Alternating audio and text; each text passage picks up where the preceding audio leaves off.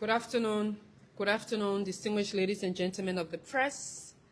I'm very happy to again welcome you all to our regular weekly press briefing here in the foyer of the Executive Mansion on behalf of His Excellency President Joseph Yuma Boakai Sr., President of the Republic of Liberia, and Commander-in-Chief of the Armed Forces. Today is Friday, July 3rd, 2026. Wherever you are, however you're following this, whether via different online platforms or you're listening to this via radio or you're in the counties, we'd like to welcome you again to our briefing. As we've always said, the goal of this is to really keep you updated as to the actions, the activities, and workings of the Executive Mansion and the Presidency, informing you on what the President is doing, what are the issues, the decisions he's taking, and the things that he's really doing in terms of implementing the arrest agenda for inclusive development. The week has been quite a busy one, and as you can recall, following our last briefing of the different actions of this president, from the signing of various executive order 167, executive order 166. Those executive orders, one is in the interest of putting a hold on the exportation of unprocessed rubber, as well as the setting up of the task force on illicit mining. And following that, the president joined the rest of the world to congratulate the people of the People's Republic of China, the government and the People's Republic of China, on the celebration of their party, that is the Communist Party of China, of its 105th anniversary. The president there spoke. He went to the embassy, visited his Chinese friends, and spoke really on behalf of the people of Liberia, expressing Liberia's gratitude and also sharing that Liberia still stands by the One China policy, and that Liberia remains a very good friend and partner to China, and whatever we can do to ensure that the relationship flourishes and the relationship becomes something that is beneficial, is mutually beneficial to both Liberia and China, he will continue to do that. He continues to meet his people he's employed, particularly those who are working to really implement the arrest agenda, his officials of government, giving him briefings and updates as to the different works they're doing.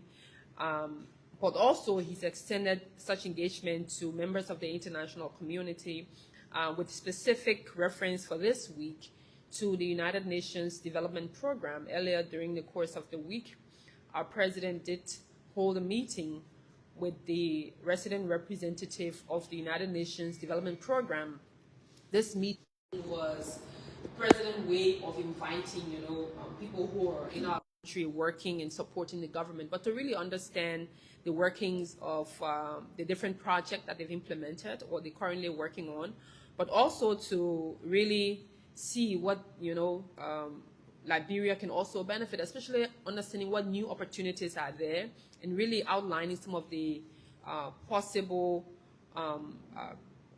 collaboration that they can do with UNDP support. And the president was happy to engage with Mr. Aliu Mamadou Dia, to really, really understand what's going on. And Mr. Dia was happy to brief the president and gave him update on some of the project. And interestingly, we're interesting you to know that UNDP is one of our, strong partners within the international community, especially international organizations that are working here.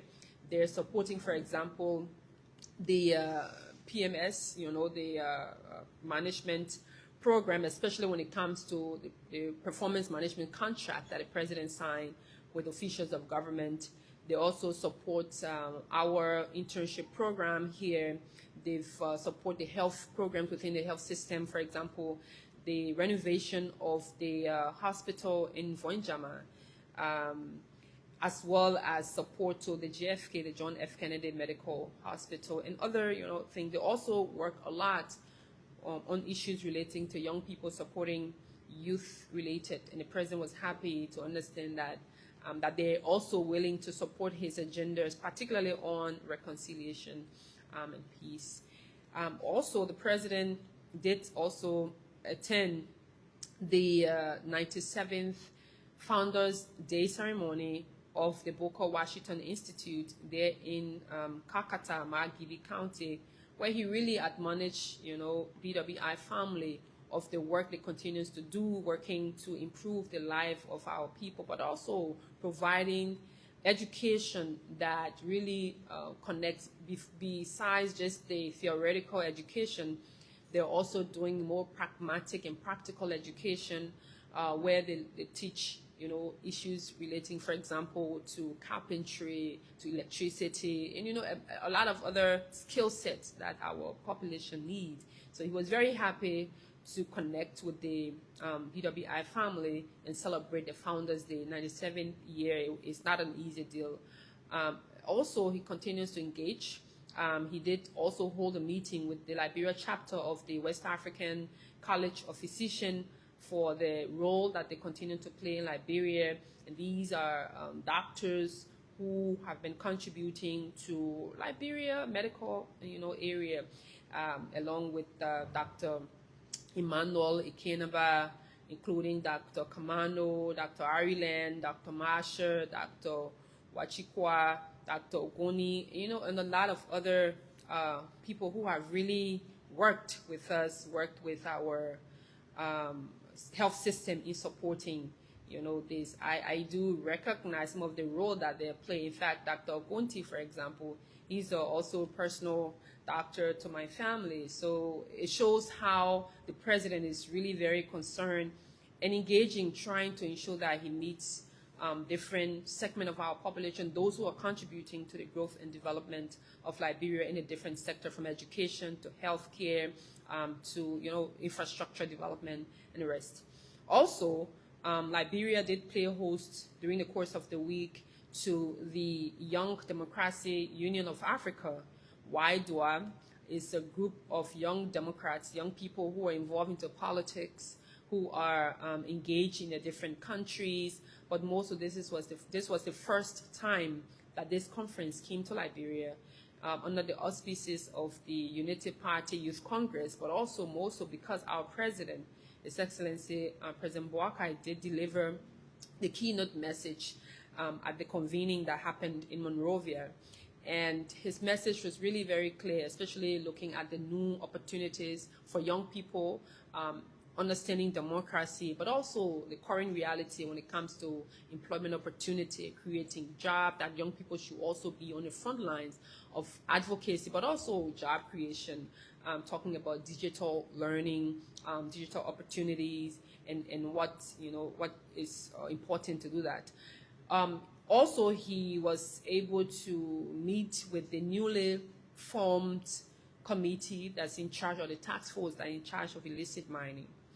And I'm saying this to mean that the president did hold a meeting with Mr. Ibrahim Kroma and his team, and to provide them with the charge that he's very serious about this sector, and that their work must ensure that those involved in major environmental degradation, major challenges, depleting our environment, that they cannot just do that and go scot-free. So he really gave them his blessings and asked them to do all they can to ensure that the sector is really working, of course, along with the Ministry of Mines and Energy, that the sector can really do well, that Liberians who own natural resources can really benefit, and not just few individuals who are doing, those things illegally, involved into our communities, giving very little or nothing to community members and carrying major equipment just to, mess up the environment.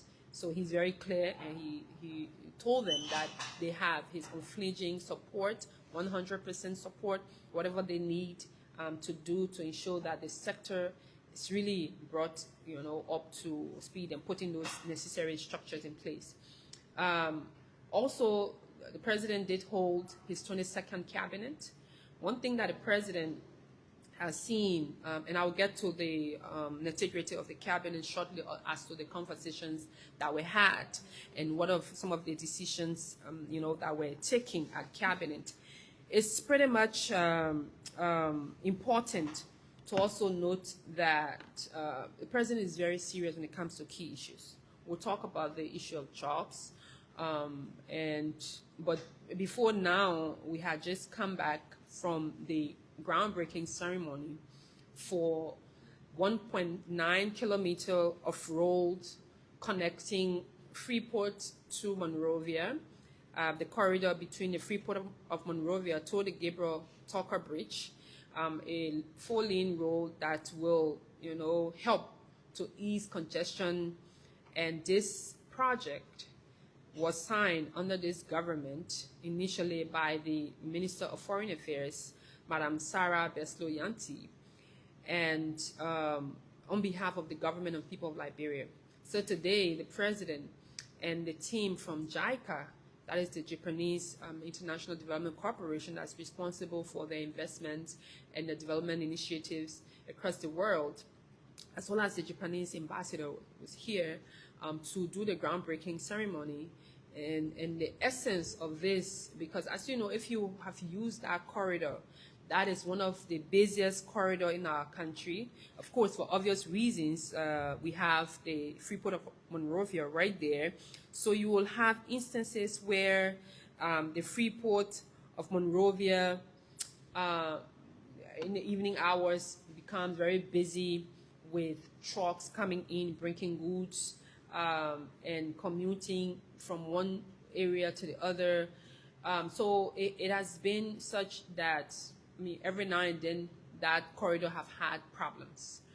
And following the completion of the road, the Freeport to Red Light corridor by the Japanese, where we call now Japanese Freeway, it used to be Somalia Drive. It used to be the freeway now. Liberians have already given it its name, calling it the Japanese Freeway. So the president and members of the cabinet, as well as other officials of government and members of the Japanese side, including the ambassador, were there earlier today to break ground. That groundbreaking ceremony will also is also adding on to the current road effort that's happening across the country, from the 255 kilometers to this one and others that will come on board. So this is the president's way of really implementing what he has said he will do, that he will continuously work in the interest of Liberia, that he wants to make sure by the time he leaves, Liberia, by the time he leaves the presidency, you can already see the level of infrastructure development, the level of work that has happened, so far at the level of the government of Liberia, implementing some of the programs he's implementing already on behalf of the Liberian people. So on yesterday, as you may be aware, the president convened his 22nd cabinet. And there are a number of conversations that happened at cabinet, and I will endeavor to pretty much do a brief summary as to what were the key decisions.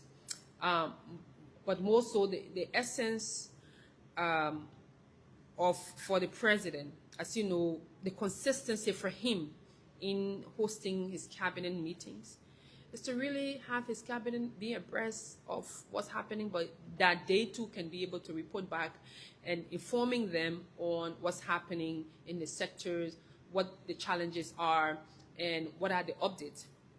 Particularly on yesterday, cabinet focused on different issues.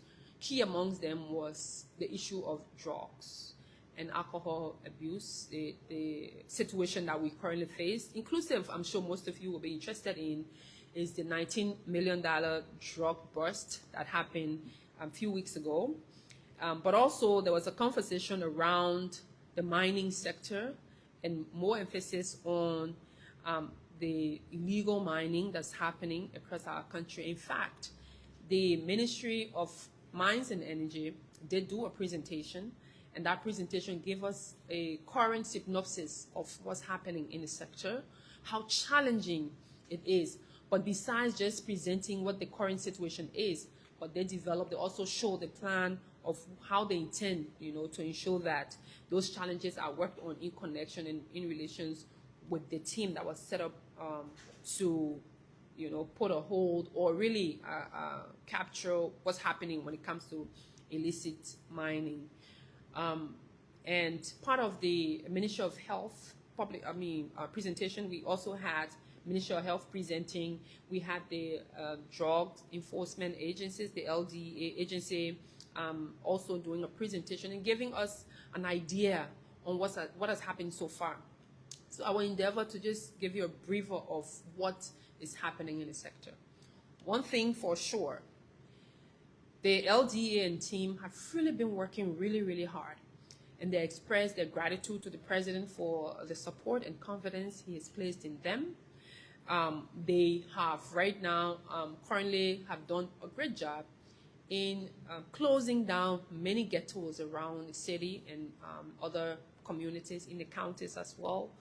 And also they've removed at-risk youth, or what you will, Zogos, what you call them, but at-risk youth from the streets. Some have gone to rehabilitation centers, and some have also been held at facilities where they were involved into criminality and stuff. So now they're doing really well. But one message we want to carry out to all of you, especially our media friends, especially in connection to this 19 million drug situation. The Ministry of Justice team also briefed the cabinet and briefed the president as to what's happening.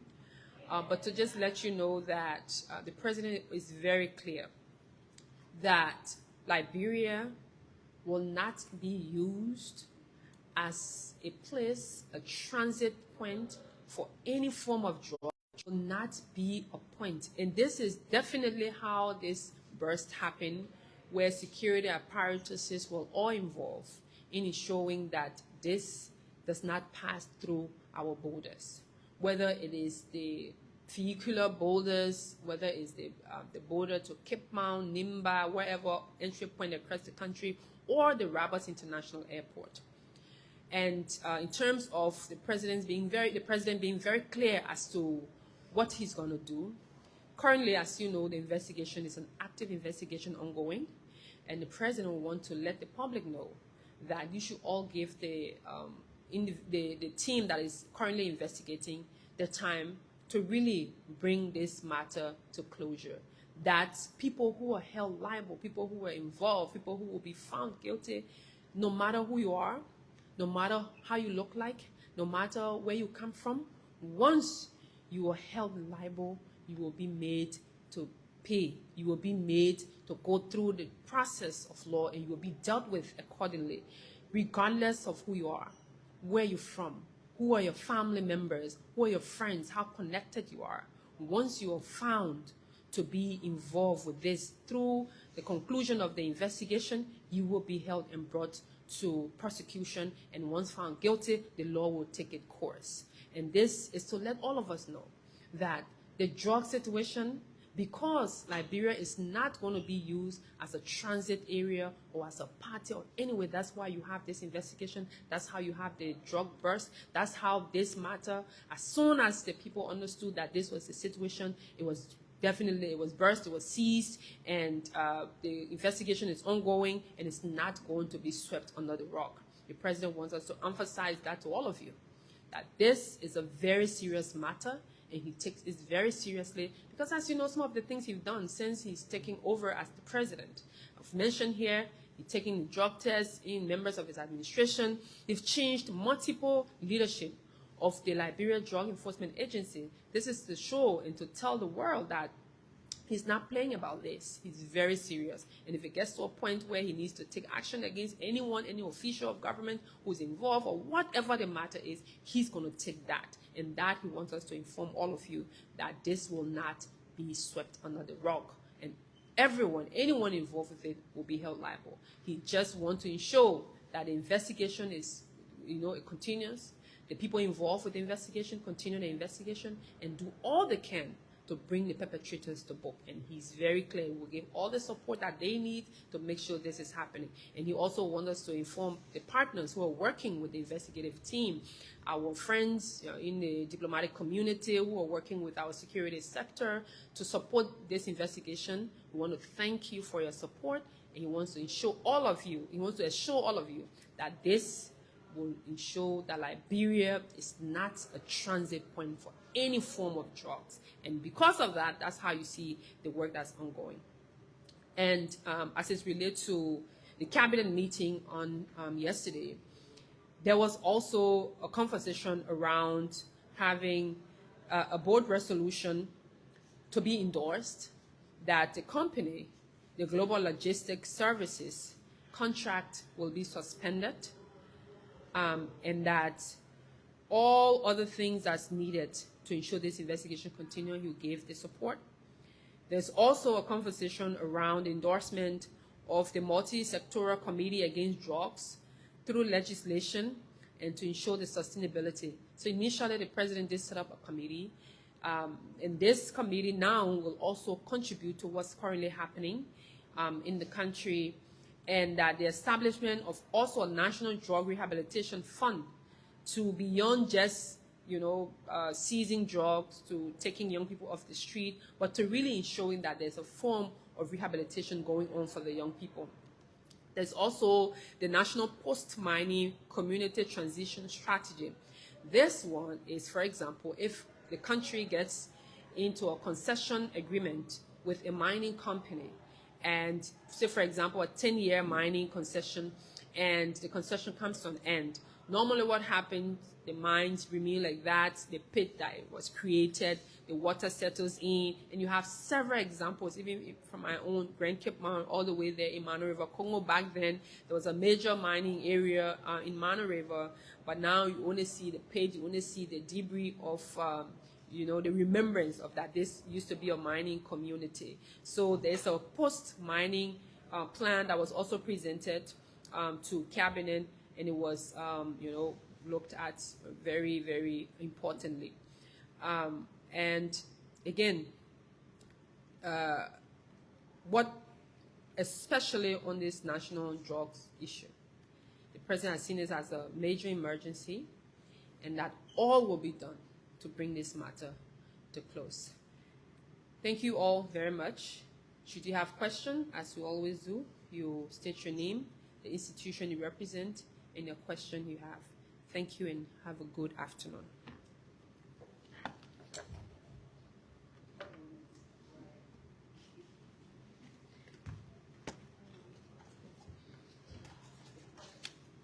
Good afternoon.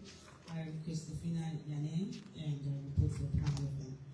I want to get something clear before I ask my question. Did you say there's a plan on the way to suspend the GLS, or it has been suspended? So the GLS, normally, from a legal standpoint, there was a resolution from the board of the LAA, that is the Liberia Airport Authority, requesting or the resolution to suspend. So the decision now is in agreement of the board of the LLA to make sure that suspension takes place. Okay, thank you. That's the clarification right there. But should there be the will of the president to suspend? I don't know if it's only solely dependent on the LAA, or it has political will too from the president's end. So normally in contract, when you enter into a contract agreement, you enter into a contract from the entity. So normally on behalf of the government, the president does not sign the contract. In most instances, you have the Justice Ministry or the Justice Minister signing, the Finance Minister signing the contract on behalf of the government. So once the legal team looked at the contract, and within the contract, there are lines that will say on what basis a contract can be suspended or canceled, their basis within the contract. So for this one, especially when it has to do with something of this magnitude, of course, the legal advice have been that the board also pass a resolution that this be suspended. So it's just an endorsement, cabinet endorsed that this should happen. So they will go ahead now with the rest of the other aspect of suspending the contract, and then whatever issues, because from my understanding is that this company was in charge of doing assessment of cargoes that are passing through Liberia's airport. So every cargo, they're supposed to do the inspection and certify that this is a good cargo to travel through. So, I mean, with this situation that has to do with an illegal activity, so there's a legal basis in which this contract can be suspended. It could be canceled, but in this instance, since the investigation is still ongoing, that's why it's necessary to suspend while the investigation is ongoing. So following the conclusion of the investigation, if the investigation finds this company liable, and then you can go for a full cancellation, and then having them see, all of the legal aspect that has to do with what happens in such an instance. The company pays, you sell the assets of the company, and all of that. But that is a till end, because we've heard, a lot of different conversations in the public around, the companies should close down, they should sell all the assets, they send the money to LDA to fight drugs and all of that. But those things are possible, but when the investigation ends, if the company is found guilty, and then you can go ahead with other things as per what the law says. So as at yet, because the investigation is an active one, it's still happening, the legal means will be to do the suspension pending the conclusion of the investigation. However, there are also the other side to it. So now the LAA team also looking at other avenues, so that because cargo businesses, people move goods and services, so you also need to find an alternative. And all of those conversations are currently happening with the LAA and the team. But this was endorsed by Cabinet on yesterday.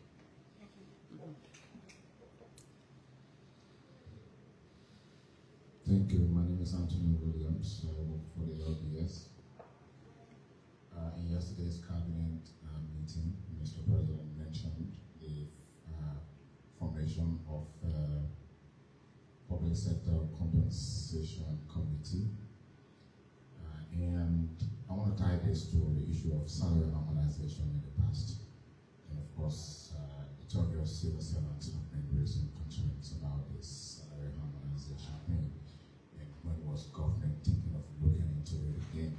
My question precisely about this is, why did His Excellency, or why did the government now decide that it's the right time to undertake such comprehensive review of public sector compensation?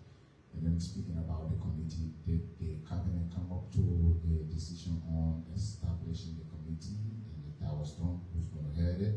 And who are those entities that are going to be part of that committee? And also, how is it going to benefit civil servants? Are we looking at salary increments? Are we looking at other, situations that are caught up with? We're talking about directors in other agencies making more than other directors. Some of those concerns, do we expect to see them being addressed if this committee is formed or ready to do its work? Well, absolutely. So you're right. In fact, the president has expressed concern on the diversity in salary structures across government institutions, where in some instances you have directors making more in one agency and directors making less in another agency, and also people with different qualifications making low, so the conversation is active as to whether the committee have been formed.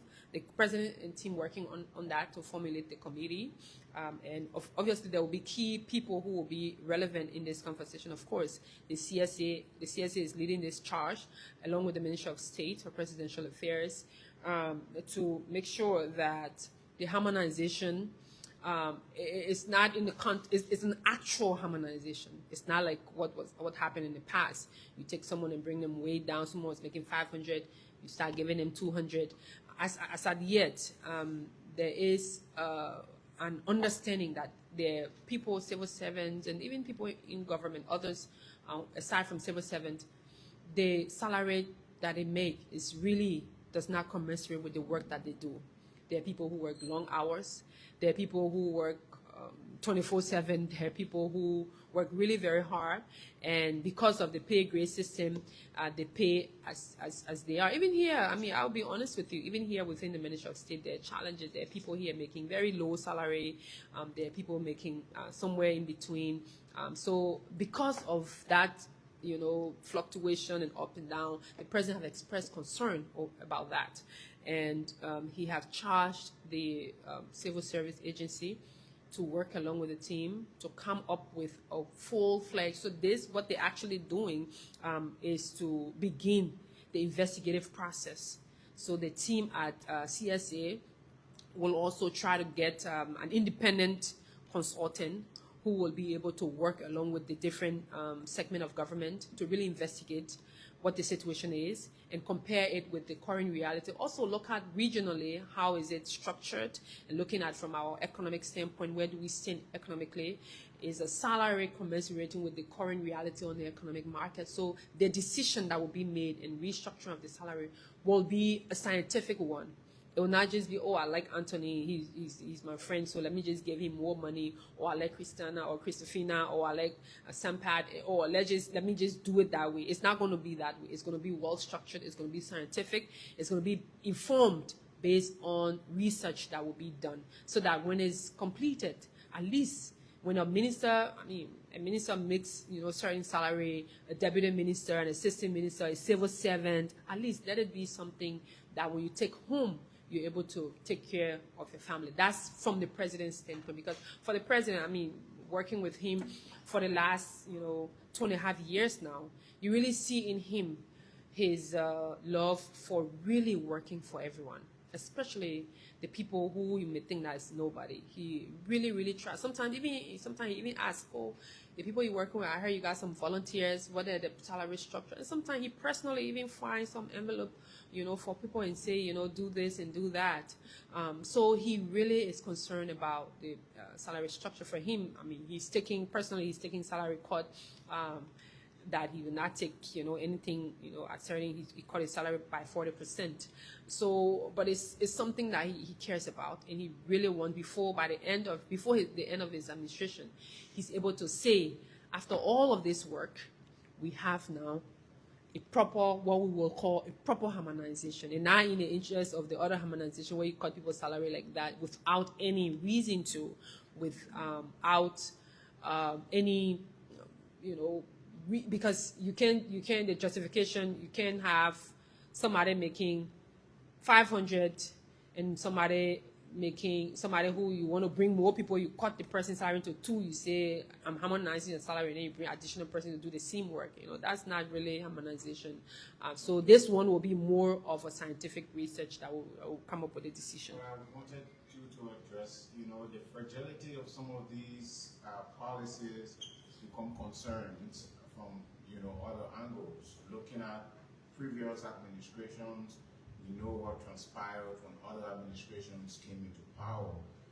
Can you talk about the security of some of these decisions when they're reached at the end of the day to ensure that people can stand by what they earn or what they're taking home, and to avoid being reversed based on prevailing circumstances? That's one concern that other people might want to raise. Oh, absolutely. In fact, this decision, that is why it is not going to be done based on impulse or based on partisan interest. It's going to be based, as I said, scientifically, where research will be done. The experts will be, it's not going to be where it's a government person will say, okay, I like these people, let me just find a means to bring more people in. Of course not. It's going to be scientifically done.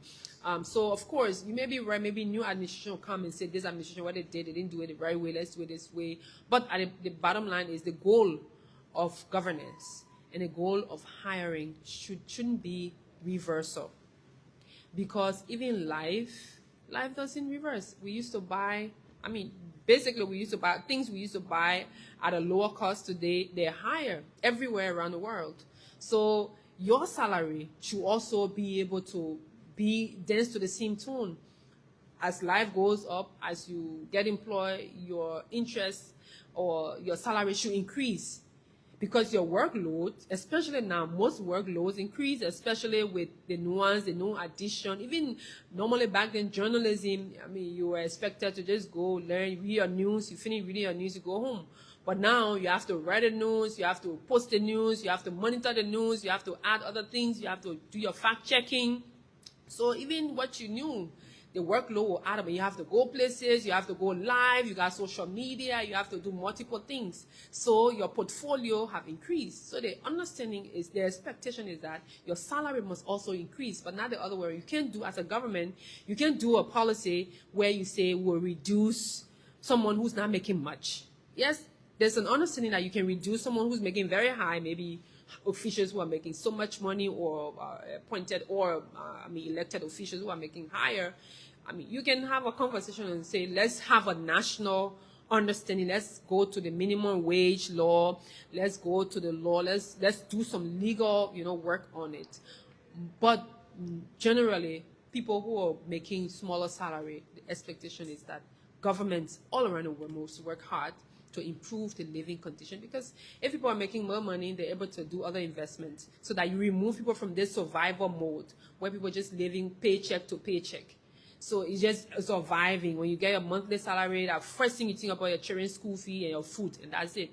But if you pay people that they can save and build their homes and not rent, and do other things, then you're contributing to them. And they too, they'll be investing, they'll be doing business, they'll be doing other things, they will take that resources. But if you just pay people a very small money that can just take care of food, school fees, and rent, then people are just living to survive and working to survive. So the president's mind is that he wants to change that people can be able to do something with their resources, not just for survival mode. Okay? Oh, okay. So good afternoon, one of PPS. My name is Vasta Talo, and I do report for the Liberian Broadcasting System, the radio department, or news department, sorry. So I have two questions here. So the president's, the one is say if we pretend, that is the government pretend to pay, the workers will pretend to work. So I think that's another strategy to alleviate poverty from the country. But I'm also concerned, I also have the same concern with Anthony, because last administration witnessed the harmonization process, where you have, the past administration, that is the Ellen Johnson Sirleaf's administration, structured it, and the last administration came and did harmonization of people's salary. So now, if this government comes up with this public sector benefit and compensation strategy or committee, and things are in tight, what is that guarantee that the next administration, will not change it? That's another concern. And during the cabinet meeting yesterday, because I heard the president also talking about the disaster that's happening now in Ghana, how prepared is Liberia to handle future disaster-related issues, especially did the cabinet endorse any resolution when it comes to disaster preparedness strategy for the country? And the xenophobic attacks that are taking place in South Africa, how are there preparations by government to repatriate voluntarily? Maybe because South Africa is not a country that you have more Liberians, but we have Liberians there too. So what are xenophobic attack happening in South Africa against fellow Africans? It's a challenging time for the rest of Africa, and especially on a continent that really prides itself for freedom, for moving, and especially countries who have helped, South Africa during their infamous apartheid regime, the era. Even Liberia was it was a safe haven for most of South Africa's leaders, including Nelson Mandela also sought refuge here. Unfortunately, this is the situation happening. For whatever reason, the geopolitical reason, I don't intend to go into that. But to let you know that at yesterday's cabinet, the LRRC did brief the cabinet as to the situation happening in South Africa, and that they have currently outlined and highlighted highlighted those who are interested in doing voluntary repatriation. Currently, about 29 families, Liberian families in South Africa, have been enlisted to return to Liberia, have voluntarily been enlisted. However, about 21 of them are prepared to come. The other 8, they're working on other modalities. But even with this number, they're challenged because, some Liberians, some of the male married South African women, and some have children. And the South African side, they're not wanting their children to come or to leave. So if you're Liberian or you're black, if you're the other parent who's non-South African, so it's becoming challenging for a family to leave the wife and son or daughter or children who are back in South Africa and just travel alone, or the other way around, if the male is a South African and the woman is the Liberian. However, this is to say that the government is on top of this. LRRC is in touch, along with the Ministry of Foreign Affairs, in touch with the embassy in South Africa. And the government have also given the support, the financial support in terms of procuring tickets, also being available for the voluntary repatriation. And all those, according to the government, all those who are listening or involved or have wanting to come back home voluntarily, please be in touch with the embassy in South Africa, where they will work with you, do everything they can for repatriation. And once you get back here, the LRRC team will be working with you for a possible and easier resettlement back to the communities they come from. As to the preparedness of the country, last 2 or 3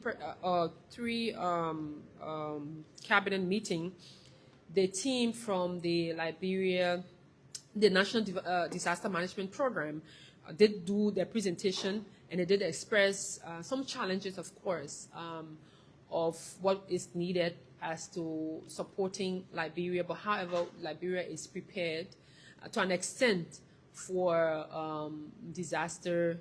However, the institution did express the need for more support, especially when it comes to financial support. They may have plan in place when disaster hit, God forbid, but natural disasters are things that normally happens. However, the president also have called his friend. He texted his friend, President John Mahama, but also did call him to express his concern and his empathy to him on behalf of the government and people of Liberia as to what's happening in Ghana, the flood situation, and he expressed his willingness to provide whatever support that the Ghanaians may need from Liberia on this side. So yes, they're in touch, and in terms of preparedness, our team have assured us that we're prepared, but they need more resources to make sure the preparation is strengthened. As to the restructuring of the quote-unquote harmonization or the salary and benefit, the comprehensive formation of the Public Sector Harmonization Committee, the comprehensive looking at the benefits for civil servants and employees of government. So I will inform all of you that restructuring have been happening since the formation of the government, particularly with our health sector. As you may be aware, some doctors have had salary increment within the health sector, and even health workers. So what they were taking, it has been happening incrementally from the health sector, the education sector, and other sectors, and also more people have been added, to the payroll system, especially the great job that the civil service agency have done with the clearing of ghost names, from different payrolls, from the government to the legislature, the executive to the legislature to other sectors to clear, the payrolls of ghost names, that they're able to now add additional people on the payroll. But this is something that's happening. And yes, you're 100% right. The president has said this a number of times, particularly on when you pretend to pay people, they will pretend to work. I've heard a few of our colleagues in the media try to put a spin on it and to say things, the president shouldn't be saying that. But it's just a fact of life. if you pretend to pay people and people are supposed to make certain pay, the people have so much workload, and the president is normally, it's a very, easier talker, easier gentleman, that he sees things, he says it as he pleases. So when he said that, when you pretend to pay people, and this is not the first time he's said it. He said it yesterday. He have said it a number of times. I've posted about it when he, says stuff. But what he's doing differently, and where I understand where the concerns are coming from, where they say, oh, but the president should be taking the action. Of course, that's why he's taking the actions. That's why he's doing the incremental, salary restructuring, and even this comprehensive review that's going to start soon is what he's, interested in doing. And to your point, Vashta, about how can we be sure or guarantee that when this happens and there's this policy, that the next government will not change it and go back and say, okay, you didn't do it the right way, we're coming to do it. Unfortunately, that's the other side of governance and democracy, especially if it's not law. To have a policy, every government will come with their own idea. But what needs to happen is that the people themselves needs to, tell the government through the legislature, through other means of how we make decisions here, that we believe that this is the best system we've made in place. And there have been other policies that came from other administrations, been implemented by this administration. And we acknowledge future administrations when, a policy that is working, that is good, that is in the interest of the people, instead of you coming to reverse. Let's build a country on progress, not going backwards. And unfortunately, you can't guarantee anything, but what you can guarantee is that under this administration, it will do all they can to reach to a point where there's a national policy on salary harmonization and showing benefit for our people. I think, yes. Did I hear a question? No? Okay. Yes. Okay. So thank you all so very kindly, and wishing you all a wonderful Friday afternoon. Have a blessed one. As they say, Friday for everybody. And Friday for everybody, right? Friday. See you next week. Bye-bye.